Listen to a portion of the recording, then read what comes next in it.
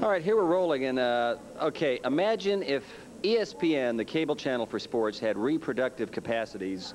They would have a child like Keith Hillyard. This man is a sports god. He lives sports, knows everything about it. But before we start with Keith running down the top stories of the 80s, I want to talk to Lou.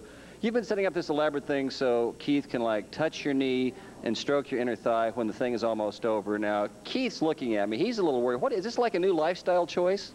No, Frank, these are called cues, Frank. This is a television show, and we try to do the proper cues so that our camera person, Ivana, will know when to zoom in, zoom out. Basically, Ivana cut him out from the rest of the shot from now on. Okay, nice lopsided. Only his hand needs to be showing. But I'm really excited about Keith being here for not those reasons, but for sports, because Keith is probably the sportsman in Enid. You can catch him on KGWA with incisive 5:30. Is it about 5:35 when the sports come on? Yeah, about 5:35 or so. And, okay, he's got his sports copy, and then there are also Keith opinions, which will filter out during the sports. That makes it fun. Keith, if you would, share with us some of the top sports stories of the 80s. Well, we want to start right with 1980 and the Olympics. The Winter Olympics with the Al Michaels going, "Do you believe in miracles?" And he wasn't talking about Smokey Robinson either. He was talking about the United States beating the Russians. But that, you know, you got to remember, that didn't even win the gold medal for the United States. That only got them into the championship game. And who did they beat? We'll get back to that later because you probably forgot. Nigeria? No, it wasn't Nigeria. Okay. Okay, but that was a nice guess. Thank you. Okay, thank you. all right. Speaking of the Olympics, of course, the United States says, we're not going to go to the Moscow Olympics, and so the Russians said, we're not going to go to the Los Angeles Olympics. How come they never boycott the Winter Olympics? That's what I want to know. Anyway, Finland, that's who they beat. They beat Finland to win the gold medal. What do you think, Frank, of the Senior Boxing Association? That's what we have now, you know. We've got Ray Leonard, who is older than dirt, fighting people even older than that. We've got George Foreman, who can barely waddle into the ring, going against Jerry Cooney sometime next year. What can I say? Do you have an opinion on that, Frank? It's disgusting. It's all these old people, nearly as old. In some cases, no, nobody's older than Lou and I. But in some cases, almost up to our age. It's scary. It's disgusting. Lou, are you upset? About what, being older than you or more mature? Or 2 years younger than God? I have the power of director. I can take this out anytime I choose. No, it is sad. What else, though? There's so much that happened during the 80s sports-wise. Well, locally, of course, OU won a football championship. OSU won the Heisman Trophy. And they both won probation for many, many years. So what can you say about that? And, gosh, the talk now is OU may get the death penalty. Probably won't happen in our lifetime, but it could. You know, one of the sadder stories in sports in the entire decade is the substance abuse, the steroids, the drug abuse of cocaine. You've got Ben Johnson, who ran like the wind, and now we know why. Man was a walking steroid factory, I guess. He lost his gold medal. He lost his world record. Lost his girlfriend, too, I think. I think he lost just about everything, including his respectability, because he said, I didn't take steroids. Well, maybe I did, but they were given to me by mistake. You have the tragedies of Len Bias dying of a cocaine overdose, and you would think that people would have learned from that, and most people did, except for Don Rogers, the Cleveland Browns defensive back, who died about 3 days later because of cocaine. I guess, you know, the biggest story in the 1980s, though, is baseball. We've had 2 strikes already. The 3rd strike and you're out. That may come around after the first of the year. They have no agreement on that. We had the Earthquake World Series to end the decade. We had, who I thought was going to be a great commissioner, Bart Giamatti, of course, tragically dying. And Fay Vincent taking over. And I thought Fay Vincent did a wonderful job delaying the World Series the proper amount of time, and then, you know, meeting the needs of the San Francisco Bay Area before they got back into it. So that's why I voted for Fay Vincent for Sports Person of the Year in the UPI balloting. He, I think, only got the 1 vote, but he got mine. The salaries, though, they're ridiculous. The salaries in baseball It's unbelievable. The winter meetings just concluded recently. Now, during that 4-day span at the winter meetings to sign up free agents, the baseball owners spent $75 million. And that doesn't include people like Mark Langston, Ricky Henderson. You take all the free agent signings since the end of the baseball season of 1989, and they have spent $167 million. No wonder CBS had to pay $1 billion to show 16 games a year. That's kind of the top stories, I think. Okay, now as a Dallas Cowboys fan, as wretched as they are... Oh, wait, there's a cue. Oh, okay. Now, where exactly did you touch, Keith? He touched me. Okay. Here you have it, Lunch with Frank and Lou, the dirt of Enid. No, anyway, okay, as a Dallas Cowboys fan, I have no business saying anything about any other pro team. But are the Broncos... this is the world's biggest Denver Broncos fan. They've got immense talent. Are they going to be to the 80s what the Minnesota Vikings were to the 70s, this team that has all this talent for an entire decade and never quite won the Super Bowl? Well, you got to remember, you know, that the Vikings were to 4 Super Bowls and lost all 4. The Broncos, they've been to 3 Super Bowls. They've lost all 3. I predict this year they'll make it 4 in a row. That was tough for him to do. Well, they must, obviously. Well, they got $1 billion from CBS by 2016, so ticket prices are going to go sky.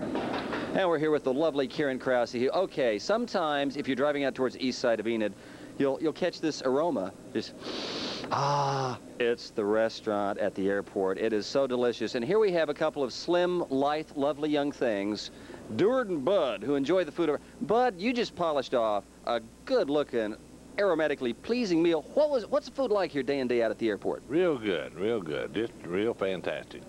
And you said Deward had to get Bud in a headlock to keep him here for that, but he was nice enough to chat with us. Now, Deward, with your girlish figure, obviously you've spent a lot of time at the airport restaurant. I'm blessed with 2 good cooks, one at the airport and one at home. Okay, right. This fried chicken, this looks heavenly. I mean, how is the fried chicken out here? Excellent, excellent. You gonna eat that second piece? Sure. Oh. I'll fight you for it. And he'd take me, too. He's kind of like a genial sumo wrestler type. Lou, let's find out more about Karen Krause. Right, before you get any more chicken down. Okay. Well, Karen, first of all, I don't think a lot of people know that this is almost a generational restaurant. Can you tell us how your family got involved in it? Well, I was working out here on the election board one time and heard there was an opening and talked to Deward about it, and somehow we got started. And my dad worked here, and my mother and my daughter and I. And my dad doesn't work here anymore, but my mother and my daughter are still here. Can you tell us how many years ago that was? So it's going on 10. Wow. Been here 9 years. And do you serve breakfast and lunch? Breakfast and lunch, yes. How many lunches do you think you've served? Oh my, I don't know. It was pretty busy during the oil boom. Right. Well, it looks pretty busy now, actually. Even on this wintry, blustery day, we have a lot of people in here. What are some of the special foods that you make? Well, Fridays are probably our biggest day. We have usually fried chicken and fish and shrimp on Fridays, and we have chicken fry on Wednesdays, and we have different specials then the rest of the week, and barbecue ribs and meatloaf and hamburger steak, and just have different specials each day, and always cheeseburgers and steak sandwiches on the grill. My gosh, let's just line the whole counter with food and start eating.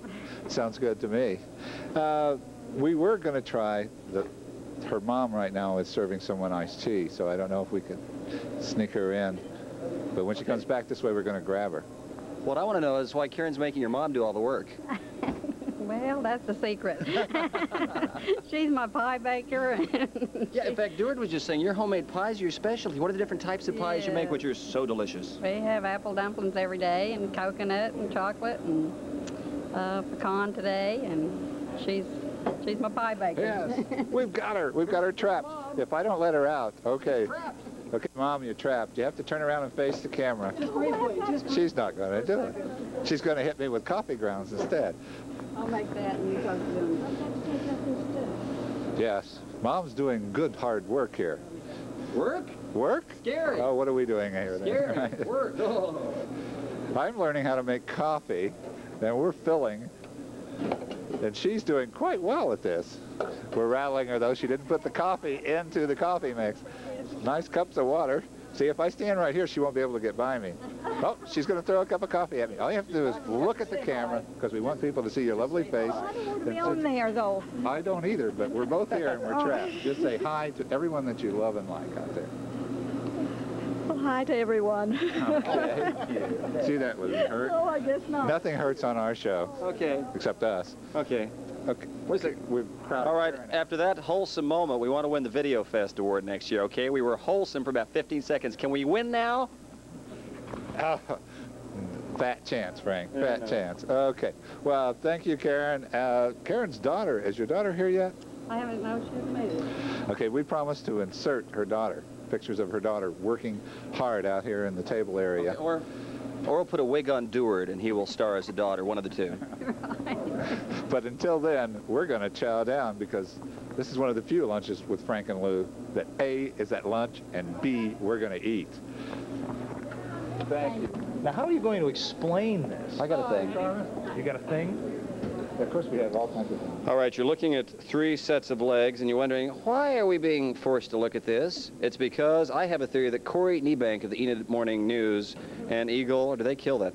Anyway, we're kidding, is a victim of a vampire. Look at, did you see those pale legs? Look at that. This man has had his blood sucked out. Vampires are alive and active in Enid. We're going to explore this and other important things. Lou, we've got a journalist, he's no Art Cox, but who could be? We're kidding. We know Art. Art, we're kidding you. Let me tweak your nose.